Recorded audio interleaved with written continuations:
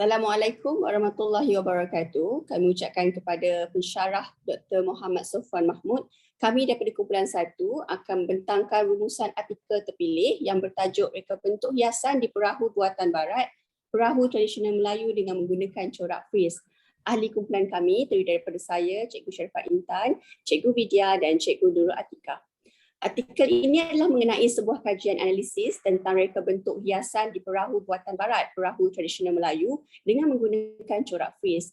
Tujuan kajian ini adalah untuk meneroka unsur geometri yang telah digambarkan dalam seni Melayu yang memfokuskan seni hias pada perahu tradisional Melayu, manakala matlamat kajian ini adalah untuk mengenal pasti motif dan menganalisis pembentukan motif dengan menggunakan kaedah matematik corak fris. Selain itu, kajian ini juga menunjukkan bahawa reka bentuk dan corak yang digunakan pada papan tarik atau papan cantik kebanyakannya dipengaruhi oleh tema flora dan fauna dan ia berasal daripada motif Melayu, Buddha dan Thai. Tradisi membina perahu merupakan salah satu kemahiran yang dikuasai oleh tukang-tukang Melayu. Hiasan pada perahu buatan barat, perahu tradisional Melayu merupakan salah satu keunikan penghasilan perahu tradisional di pantai timur Malaysia. Tradisi pembinaan perahu Melayu, setiap papan diberi nama tertentu berdasarkan barisan papan. Terdapat satu baris yang dipanggil papan tarik atau papan cantik yang biasanya dihiasi dengan lukisan dengan pelbagai motif dan corak dari haluan hingga ke buritan perahu. Motif yang biasanya diambil dari persekitaran sekeliling serta flora dan fauna akan dilukis dengan motif yang berulang-ulang tetapi dengan formasi yang berbeza. Perkataan perahu adalah nama biasa bagi semua jenis perahu yang digunakan oleh orang Melayu. Perahu ini mewakili semua jenis pengangkutan berkaitan air tanpa mengira saiz dan bentuknya, sama ada sungai atau laut. Salah satu keistimewaan perahu tradisional orang Melayu ini ialah seni yang digambarkan dan mempunyai elemen jitu sendiri yang dibuat oleh kayu dan dipenuhi dengan potret meriah di dinding. Pembuatannya dibuat menggunakan cara tradisional yang sama walaupun ia memakan masa kerana mereka perlu menyesuaikan dan menyusun semula kayu dengan sewajarnya untuk mencapai kualiti terbaik. Selepas proses pembentukan, bot akan diserahkan kepada artis profesional yang dikenali sebagai tukang sobek untuk melukis potret dengan sewajarnya.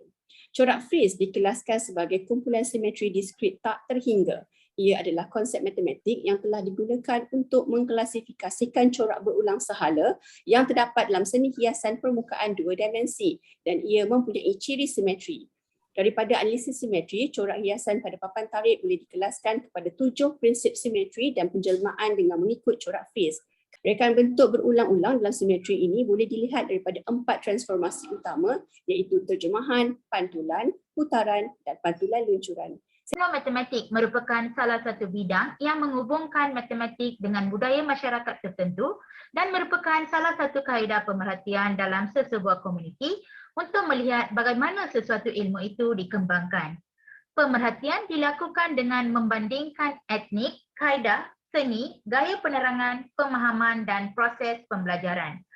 Amalan dan aktiviti sejagat yang diklasifikasikan sebagai aktiviti matematik seperti pengiraan, pengasaan, pengukuran, mereka bentuk, bermain dan mengelaskan. Seni adalah manifesti manusia ke arah sesuatu yang indah dan juga cara mereka meluahkan emosi mereka melalui karya seni. Keunikan perahu tradisional Melayu adalah pada seni hiasnya. Bot ini akan dihiasi dengan alat hiasan seperti ukiran dan lukisan yang digambarkan pada papan bot. Kini berdasarkan pemerhatian, hanya terdapat 24 bot buatan barat yang masih boleh dilihat di Kelantan dan selatan Thailand, yang bukan sahaja diselenggara dengan baik, malah keasliannya masih terpelihara walaupun bot berusia 80 tahun dan hanya 24 bot yang dihiasi dengan lukisan bertemakan papan tarik. Analisis sampel corak hiasan dengan menggunakan corak fris seperti yang ditunjukkan dalam jadual. Keputusan menunjukkan corak P111 digunakan secara meluas diikuti oleh corak PMM2. Kesimpulannya, penghasilan corak hiasan yang rumit menunjukkan ketepatan dan gambaran imajinatif. Ia juga mencerminkan pemikiran tukang sobek yang mengemukakan konsep matematik dalam menterjemahkan motif berulang dalam seni hiasan perahu. Realitinya, gabungan kajian artifak budaya dan matematik dapat menunjukkan perkembangan dan tahap pengetahuan yang tinggi dalam sesebuah komuniti. Sekian, terima kasih.